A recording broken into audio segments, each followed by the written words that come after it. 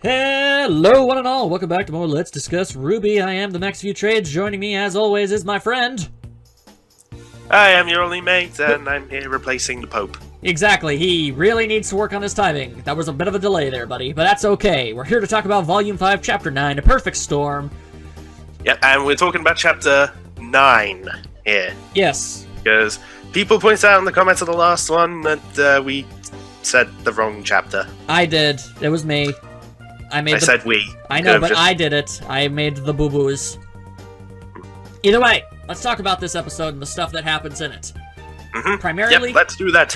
Bad people being pretty bad people. Yep. We start off, just like I said with the preview last time, Raven sharpening her sword, and Vanille, I finally remembered her name. Vanilla. Yeah. Says, hey, Salem has found us, and Raven's like, oh crap. It's like, oh crap, my plan! And they're like, okay, we have a contingency plan for this. Get me my helmet. So she walks out. And she has her helmet, and that didn't do anything, so I'm not sure what that's about. Like, we planned for this. What was the plan? Like, seriously, she's like, whoa, don't worry, we planned for this. So she walks out and says, alright, everybody in the camp, run away! Like, good plan. Yep. But they are there to strike a deal because, I mean, they know that Vanille is the Spring Maiden. They have her confirm it by manipulating the weather a little. Which I guess is what the power of the Spring Maiden is. Actually, I would say it's all maidens, because we saw Amber do that in Volume 3. Oh yeah, you're right. I was just like, that's really weird, because it's like, so far it seems like the Fall Maiden has, like, can throw fire. Like, okay, that's kind of odd, but I guess the colors are similar. And like the other Spring Maiden, I can make it rain! Make it rain! Yes, and then the money falls. But like... oh my god. That'd be funny. But that would. It's like, wow, the Maiden's powers are kind of... meh. But yeah, if they all share like that kind of stuff, and I assume she can do a whole lot more than just make it cloudy. Yeah, that was just a proof of concept. Show. Yeah. And we know she can summon lightning. Yes. Yes, she can. And so, the Jerk Brigade's all like, hey, yo, so, you know, give us the girl, and we'll let you and all of your little bandit friends live. And I doubt that's gonna happen. Yeah, even Raven's all like, yeah, that's not gonna happen. But she has, like, also no choice but to agree for now, because she knows that she is a colossal weakling who couldn't stand up against even one of them. But 4 of them? Well, that'd just be embarrassing. I mean, Emerald could definitely easily take her. Just cause an illusion and then stab her through the back. Yeah, well, her powers are really broken. Yeah. It's like, hey, I can make you see whatever, or nothing at all. Like, I'm invisible, Shank. Pretty much. I mean, that's how she beat Coco in the tournament. Exactly. Although, I guarantee, without that, she would not have won. Nah. You'd be amazed at how far you can take confusion, and like, that's a useful thing in a fight. I wouldn't be surprised if someone wins by that classic whole, I don't need my eyes to see, just close our eyes and like, listen out. I mean, that's what a lot of anime characters would be able to do that. Yeah, I wouldn't be surprised if that's how someone beats Emerald. I'm totally down for that. I'd want to see her get punched in the face. But anyway, so as it turns out... I don't know why. I see it being Blake. Because, you know, she's got the cat ears to help with hearing. That's true, but that also could be racist. Pointing out something that she... Well, then again, have we actually had to confirm whether or not she can hear through the cat? Oh, wait! No, I'm thinking of Chibi. Yeah, where she also has human ears. She has 4 of them. Which means she can hear, like, twice as good as a normal person. Well, I don't know. I don't know enough about faunus physiology to be able to answer that. Anyway, so they're like... Questions that shall be answered, maybe. Yeah, maybe. Who knows? Anyway, so, like, what's-his-face? Mercury is all like, oh, look at me, Yama. I'm gonna posture at you because I'm so cool. And then Raven's all like, shut the hell up. You don't matter. And she does the one thing that I actually like about her now. Which is just say pretty much everything about those 4 spot on. I know, I loved it. Look, I hate Raven and everything she does and stands for. But... oh, me too. By God, can she roast a fool? Yep. Like, I mean, again, it's a little bit hypocritical for her to make fun of Cinder's name, considering, you know, Yeah, her Raven. name, but at the same time, it's all like, it's almost like you picked that deliberately. And it's like, and now, judging by Cinder's reaction, it might have been. I would not be surprised if that was the case. Yeah. Also, what's his... Like, okay, there was just an awkward silence afterwards. Yeah. And then what's just like, I was also a doctor, but everything else is pretty much Spawn. Yeah, so that's pretty great. I liked it. And I just hey, we got some backstory on Watts. Yeah, we actually have some sort of idea. Yeah. So that's a scientist, so... It's nice. Yeah. And let's see. I mean, we didn't see him fight, but hey, it's something. Oh, well, we will eventually. But, yeah. Apparently he's a machinist, basically, from what I can tell. So I guess Tyrion's gonna get a Robo-Scorpion tail. That's definitely got to be the case. Or at least the tip. Well, I mean, I don't know how much of it... Yeah, it has to be the tip. Yeah, I don't know how much of his tail will be replaced with a robotic one, but at the same time, he's clearly, like, their roboticist guy. He can probably build, like, mechs and stuff. Anyway, we got to see Emerald and Mercury make Plot fun. twist, he built the Paladin. Maybe. I mean, they were able to... Yeah, I mean, maybe. Who knows? Anyway, I'll always enjoy any time when Emerald or Mercury are made to look like idiots, because they are. Please have Yang be the one making Mercury look like an idiot. I'm down with that, too. Beating him down with his own legs. Yeah. After breaking them off. Snap a leg off and just beat him, Mortal Kombat style. That's I was about to say, like, that one person does in The Punisher. That too, whatever works. Also, here's the thing that I never noticed, and I think this is just because we've only ever seen Cinder, like, in shadowy areas up until now. She has an eye patch! Does she have an eye patch? I thought that was just her face being messed up. No, I mean, her face is messed up. I mean, I guess it could be a skin graft. Yeah, but like, yeah. Look under her hair flip and you'll see like a dark gray kind of patch thing. So it's either an eye patch or a skin graft. Either way, I never noticed it before. Pulling it up. Let's see. Where are you? And I still maintain that she doesn't have a left arm. Yeah, I was looking out for that, and I didn't see anything in regards to that. Exactly. She doesn't use that arm at all, so I'm thinking it's because it's just not there. Like, everything she does is just with her right arm now. Probably. Anywho, let's see. So, you know, Raven, even though her roasts were most awesome and most cutting, the thing is, they kind of have the numbers advantage and the power advantage. Really, they hold every advantage possible. Yeah, I just looked up on, like, the thumbnail. Yeah. Yeah, you're right. It does look like a thing, like, put around her face to cover up her eye. Yeah, it's either an eye patch to cover it up, or, like, I don't know, her face got that messed up that they had to, like, put artificial skin on there, because that does happen sometimes. Ugh. Yeah. Either way, real messed up. Anyway, and then Raven takes off her helmet, so I don't know why she even put it on. Yep, and she says what she wants out of this deal. Yeah, yeah. I completely forgot about that. It's like, okay, I'll help you if you kill my brother. And then the 4 villains who have all been seen killing people are then like, what? Like, wait, you want us to kill your brother? Excuse me? Like, they were it's like, you're in no place to bargain. I want you to kill my brother. Oh. Well, okay, I guess we could do that. Like, damn, going full Cain and Abel. Like, Jesus. You know, while I was watching RWBY Rewind, they were, of course, bringing up questions. One was asking, do you think the Raven is using the advantage during the ambush that they're planning? Because his semblance brings bad luck? Yeah. I don't see how that would work exactly. Yeah, I don't know either. It's a very ambiguous, it's an ambiguous semblance. We don't really know exactly how it works. We just know that you can't turn it off. Yeah, exactly. So, but I really did like everyone's reactions, though. They're like, all of them. Like, it's like, oh, I was not expecting that. I wasn't either, but then afterwards, I called Raven a bad word. Uh-oh. Well... Yeah, which... Actually, I remember when I was first calling Raven a bitch, like, way back when, someone in the comments of my reaction was having a go at me for it. And, I mean, to their credit, they did say I was kind of judging a book by its cover, which in some way I kind of was, but it feels more justified now. Yeah, a little. So I stand by what I said. Fair enough. Raven is a bitch. Yeah, no, definitely. She wants to just straight up kill Crow.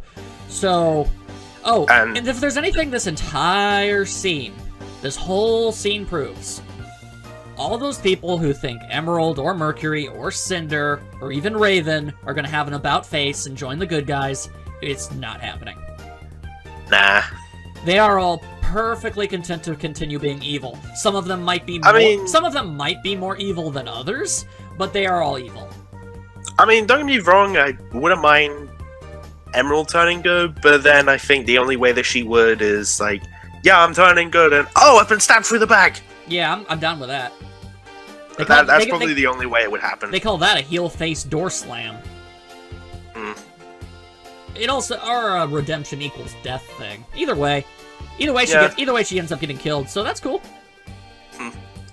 So unfortunately, as long as Adam dies in the process. Yeah, exactly. Look. Here's the thing: we've lost 2 heroes. Okay. Yeah, we need to lose another villain to balance it out. Like, I don't care which one. Just kill one of those dudes. Let it be Adam. He's kind of a higher up thing. I will settle for a low key character. Okay. Just I guess anyone. Like, I don't care if it's like Mercury. I don't care if it's Elia. I don't care if it's let's make it Elia. Yeah, you know, or one of those 2 jerk brother Faunus guys. Oh yeah, well then. That's basically what I'm saying. I want some loss for the villains, because it's really frustrating how everything is going their way. That isn't just Torchwick. Exactly. He didn't even count. Possibly Neo as well, because we still don't know whether or not she's alive or dead. I'm pretty sure she's alive, but I also don't think we're ever going to see her again. I still remember there being that really dumb theory that she was the Spring Maiden. That's dumb. Yeah, and it's also disproven now. What I find incredibly weird is, like... I guess Neo was specifically just a Torchwick minion.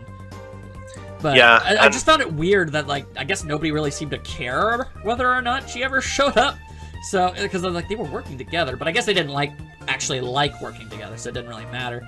And at this point in the story, like, why would Neo show up? Like, what point would she have to be back in the story? I mean, it would help the villains out, because you have someone who can disguise himself on the fly. I mean, I guess, but, like, considering the fact But then again, we don't want the villains to have nice things, Exactly. so... Well, the thing is, we are all well aware of the fact that Torchwick was supposed to be a one-time guy who got to stay on longer. Yeah, and actually, Neo was added into... which chapter was it in Volume 2 again? It was Chapter 6, right? Yeah. Yeah, when they fought the mech. Where she just kind of showed up. You know, she was added into that chapter the day it was meant to come out. Exactly, so there you go. So, basically, Neo was a minion to a character who was on borrowed time. So it's like... She was so freakishly low on the totem pole, to the point where I don't think, unless you actually specifically wrote her back in to matter later, then I don't think there's any reason she'll ever show up again, because I don't think... Because they have... I mean, I have one reason to want her to come back. Well, I know, but here's the thing. And that's just... I know, but what I want to say is that I'm pretty sure they have, like, you know, the structure of the show, like, from beginning to end, all, like, planned. Yeah, they do. So, I don't think they're going to, like, rewrite any of it just to bring in Neo again. Because, kinda disrespectful. Or there's, like, some stuff that they, like, might have had to change. Like, a friend of mine told me that he had originally in Volume 3 there was meant to be a fight between Raven and all of Team Juniper. Wow. Yeah. That... I'm curious as to how. I can't remember, like, where I found it out, but I think the reason that they cut it is because they had no way to, like, actually work it in. Yeah, fair enough. Either way, the one downside to this whole villain scene is the fact that we don't get anything resembling a fight, which is lame. I wanted to see one of them do something. Have them beat the crap out of that guy who Yang punched in the first chapter. I think it's implied he's just straight up dead now. It would not surprise me if he is. Either way, he has had the worst time. Yeah, no, he's a very unlucky fellow. But yeah, I see a lot of criticism for this season, and I don't really agree with most of it. But one of the things that I've been hearing is basically like this season kind of has an allergy against action scenes. Because we had Weiss fight that giant, like, hornet Grim. Yeah, the wasps, the lancers, that's what they're called. Yeah, the wasp thingies. But, like, other than that... Man, there was also Yang, like, fighting those bandits. Yeah, but that's 2 small scenes out of, like, you know, the 9 episodes we've seen so far. I mean, we've got, like, 5 chapters left. I know, and I'm hoping... See, the way I assume is it's been building up to lots of action. Yeah. Like, that's the way I see it, too. So, and that actually helps us, you know, transition to the next scene, where... Also, it can't be all action, no plot. Exactly. Oh. Okay, I thought my laptop did that thing again. It didn't. I was about to swear very, very loudly. That would have been bad. Don't do that. Anyway, we move on to the next scene, where Blake's dad is continuing to go on his awesome shirtless rampage. Yeah, he is. And then he gets hit by a giant honking fireball. That's unfortunate. After throwing something at one of them. He threw a spear. For a spear, yeah. And he pinned him to a wall, which was pretty awesome. Also, kind of wish... Like, could you imagine if, like, oh, snap, like it just went, like, straight through his dang neck or something? Like, instantaneously dead! I would have been okay with that. I would have been fine with it, too. It would have been very shocking. Yep. And also, he held back a twister of, well, fire and wind at once. It's true. That's pretty crazy. And I'm not entirely sure what the hell these two's weapons even are. They're like weird element-summoning dagger things. It's weird. And they like twirl it around, and then it's weird. Yeah. Then the guy was about to shoot Blake's dad out and of then, nowhere. bum, guess who saved the day? It was Sun, again.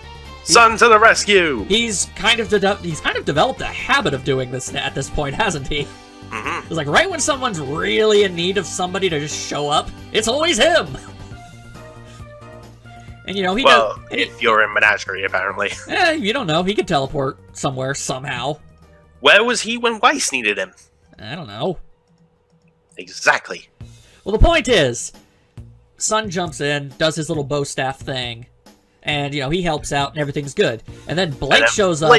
And then she has, like... They try to attack her. Boom! Ice clone! Ice clone! And that was awesome, because then their hands got stuck, and I was like, oh, that's clever.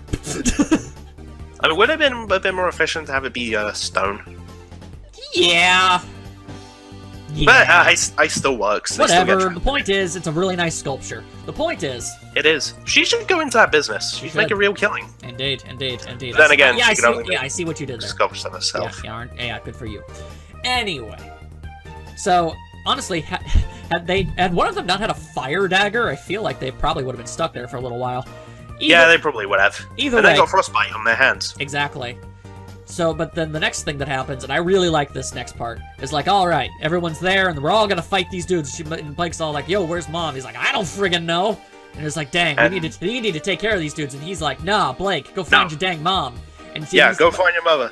And then he's like, you keep telling me this guy isn't worthless, it's time for him to prove it. And now we're gonna get Sun and Blake's dad working together in a fight? I am looking forward to that. I still like that last line that they have between each other. Yeah. I like it. It's they don't really enjoy each other's company, but they can at least get onto that level, and I like that. Yeah. That's character progress. And the very last thing that Blake's dad says to him, shut up. Exactly. It's like, you got it, sir. And then there they go. And then, you know, Blake runs off. To where? We'll know soon enough. And then Blake's running through the house, and... Hang on. Not yet. Then we have another brief scene with Vanilla and Raven. And Vanilla's all like, yo, you really think they're gonna actually not kill us? And Raven's all like, no, stupid. Nope, they're not gonna do that, so we're gonna take the thing they're looking for ourselves. Yeah, so in like the... That won't paint a target on our backs. Nope. It's like, yeah, okay, so here's our plan. Basically, we're gonna try and pretend that we're on their side, and we're gonna do everything they want, and then in the ensuing chaos, we're gonna grab the relic, and then we're gonna run away with it, and I mean, they can track her no matter where she goes and go to her whenever they want, so I'm not entirely sure what exactly her plan after that is. Yeah, because then Salem could just send anybody, or even herself, over to Raven and then kill her and then just take the relic. Like, it doesn't really... Like, wouldn't this more sensible thing, like, be to... Or have Emerald, like, kill Vanal. Exactly, that's the thing! And have Emerald be the last face that Vanal sees, and then, boom, Emerald is the new Spring Maiden, and they have a second Maiden, like, completely loyal to them. Yeah, they could just do that. Why aren't they doing that? My only guess is they don't want Emerald to be one of the maidens, but at the same time, isn't she the only other, aside from Salem, the only other, like, woman in the group? Well, then again, it specifically has to be a young girl who inherits the powers, because if the last person a maiden thinks of is a guy, or they're just really old, which Salem is, then they fly off. Gotcha. Okay, yeah, it's gonna go to someone random. Alright, but then yeah, that further emphasizes the point. Why not just make Emerald the Spring Maiden? Although I have another question about the maidens. Do their powers stack? That we do not know. Like, if Cinder killed Vanilla, would she have the powers of the Fall and Spring Maiden? Yeah. And if so, would that make her twice as powerful as a normal one?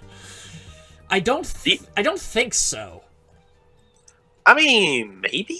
Maybe, but as far as I'm aware, it hasn't been confirmed whether or not maiden powers can stack. Yeah, we don't know for sure either way yet. That might be one thing I could ask at an RTX panel, but they'd probably just say, you'll have to wait and see. Yeah, that's definitely something they would do.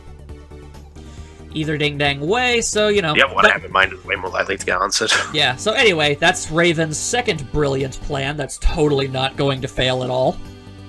Mm-hmm. And then we see... Oh, and then Oscar shows up and he's all like, yo, Crow, quit being drunk. Husband wants to talk to you. And he's all like, but I want to be drunk. But then he gets up and they go off and they're probably going to have some sort of conversation. I'm worried there's going to be a heist board. There's going to be a heist board. And the final scene we get is Blake running around through the house, which apparently is friggin' ginormous. Have you seen it? I know, right? Like, dang. And then I still love how the two Team RWBY members that are based off princesses come from rich families. I know. It's funny. It is. Anyway, and I guess Chameleon Girl was just waiting there? Mm-hmm. How did you know Blake was gonna be there? As far as you know, she got thrown onto a boat. Yep. So, and then they're gonna fight, and it's gonna be great. That's where the episode ends. Yep. And actually, there's something else we didn't talk about. What's that? The White Fang's attack is 2 days away. Oh, right, yeah. Story. Yeah, that's definitely going to be like the climax of the season. Yeah, that's worrying. It is. But it also means it's also well, Blake's obviously going to get out of the situation fine. And it's a good reason for her to go there. Yep, but then she just has to make up the ground in that amount of time. And, I don't know, yeah, I'm sure there's enough Although that's another question I have, like, for the lead up to Volume 4. Like, we know the time skip was, like, 6 to 8 months. Yeah. And we start off with Blake on her way to Menagerie. Yeah. What was she doing in that amount of time? Being on a boat. Yeah, but does it take that long? Yeah. If so, then that's worrying. Boats are slow. Because she's got 2 days to get back. Her family's rich. They have a helicopter or something. Don't worry about it. They suddenly have a Quinjet from Marvel. Exactly. You said that before, and I'd be fine with that. The point is, Blake will have a good reason to go back, and she'll go there not knowing that the rest of her team is going to be there, and it's going to be kind of crazy awkward for a little bit, but then they're all going to become friends and beat stuff up again. Hopefully one of the villains dies. I still want it to be Adam. I know, but he's obviously going to be around for a little while longer, dude. Like, I know. When he finally dies, it will be glorious. Exactly. I am gonna have one hell of a reaction to that. Yes, you are. It will be a good time. There will probably be a lot of swearing involved. Indeed. Anyway. But the good kind. Exactly. Yeah. Anyway, that was Volume 5, Chapter 9. Anything else you wanted to bring up? Actually, I think they said they move on the full moon. Right. Which means... It's funny how... Which means we might have one of those, I don't know, Avatar Airbender type dealies where somebody gets stronger with the moon. Well, also the moon's kind of in pieces. Oh yeah, how's the moon full when it's partially blown up? I still want to know, like, the reason why that is. Yeah, you really would think... I mean, it was something everyone was wondering about because it showed up in all of the original character trailers before the show started. And it was like, why is the moon all blown up? When is that going to be explained? And then it went so... the show went on for so much longer that nobody even remembers. I think I know why. Why? Because Dr. Eggman shot that moon as well. God damn it, Eggman. Why are you gonna be like that, Eggman? What are you going against moons? What did they ever do to you? I don't friggin' even know, man. Either way. But I like that. Basically, that mystery went unsolved for so long that everyone just kind of accepted it as just part of the world. It's like, yeah, that's the moon. It's kind of blown up. Here's another thing we're talking about right now. Yeah. So, I'm not entirely sure how a full moon works with that kind of thing, but there you go. Anything else? Yeah. Well, I've seen the preview for the next chapter, Chapter 10. Sniggle snaps. What'd you see? It starts off with Blake and Ilya. Oh, good. So we're going right back there, which I'm happy about. Good. And Blake's like, oh, what are you doing here? And I forget exactly what they say to each other. Why on earth would Blake... Hey, what are you doing here? Trying to kill your parents? Something like, why are you here? I told you. I can't remember the exact line. I know, but if that is her line, that makes no sense. But then basically, you know what? I ain't got time for this. Tries to leave. Ilya goes to attack her, and there's just a shadow clone. Womp ba ba bong. And then they start fighting. And it will be fun. Finally, a fight. Yeah. Oh, and on that RWBY Rerun podcast, Michael decided to go ahead and spoil that a second after that, Sun dies. Well, that is unfortunate. Yeah, it gets cut in half. It's, like, really graphic. That's just gonna be messed up. And Blake's, like, trying to, you know, hold the pieces together, but, like, blood and guts are falling out of him like jello. Yeah, that is... She's like, no! That is definitely 100% happening, obviously. And then Blake's dad comes up to him and says, you know what? You're my son. And he goes, cool! Dead. And that is the last we will see of Sun, apparently. Yep, that makes sense. Yeah, that makes sense. That's definitely not stupid at all. Yeah, and Michael even said, like, a way that he would change up how he voices Sun is more like this. Okay. If there's anything I've learned about the Michael's a funny dude. If there's anything I've learned about the Rooster Teeth staff, it's that they are all a bunch of highly professional weirdos. Yeah, and we love them for it. Like, they make great stuff, but whenever they're not, like, doing scripted stuff, they're weird. Yep. Oh, the weirdest one is Ryan, who voices Port. Yeah. At one point, him and Gavin... actually, no, Gavin, who voices Scarlet, for the... If you just throw a knife by the blade, it guarantees to stick in the wall. And Ryan said, no, okay, so throwing knives, they have to be balanced at the hilt. And he pulls up an example, it falls off. See, it just stayed on my finger. And they're like, why does he know this? And they have a habit of, like, calling Ryan crazy. And he's known as the Mad King. Makes sense. And keeping cows in holes. You gotta keep a cow in a hole. And he just knows this about throwing knives. I don't know. He's an enthusiast. So, Gavin puts his fury to test, throws a knife by the blade, it bounces off the wall. Well, there you go. And then Ryan picks up a knife and he says, you know, you can throw this and get it in the wall, but you gotta throw it, like, this way. And they're like, alright, do it. Turns around, does it, in the wall first try. Alright, that's not concerning in the slightest. Yeah, Gavin even said, okay, I'm scared of Ryan now. Well, you should have been before. I think everyone is... Everyone is scared of everyone in that friggin' office. Yeah, and what's even scarier is that fans have a habit of sending Achievement Hunter weapons. They really should not do that. Like, actual swords, nunchucks, crossbows... Actual nunchaku? Yep. That's the Someone deadliest. sent- That's the deadliest of all weapons. It's like a baseball bat, but significantly harder to use. Still looks cool though. Yeah. And the only look, don't diss the nunchucks because that weapon was so like bad they had to censor it out of the Ninja Turtles cartoon and give Mikey a grappling hook instead. Oh, there's actually another thing that they said in the Achievement Hunter. Grappling hook? Well, actually, no, it's not a full-on grappling hook. It's like a ninja rope. Well, that still counts. Yeah. I mean, grappling hooks as we know it shouldn't be able to work because that would have to be like a lot of cord and it would have to like constantly like send out and come back without getting tangled. Like, I want to see that happen at some point. Batman's like going through the air and he grabs out his grapnel gun and he shoots it and gets jammed and just splats on the pavement. And he's like, oh. Because it reminds me of that one scene from one of the Justice League cartoons. He's like, oh, and then Catwoman's there, and she's like, really? Yeah. It's like, I swear this never happens to me. Gross. Anyway. I meant in terms of the grappling hook. Yeah, I know exactly what you meant. Yeah. Get your mind out of the gutter. You're the one who starts it. Bad Britman. Alright, well, I do believe we have discussed just about everything that there is to discuss about the episode. And more. There you go.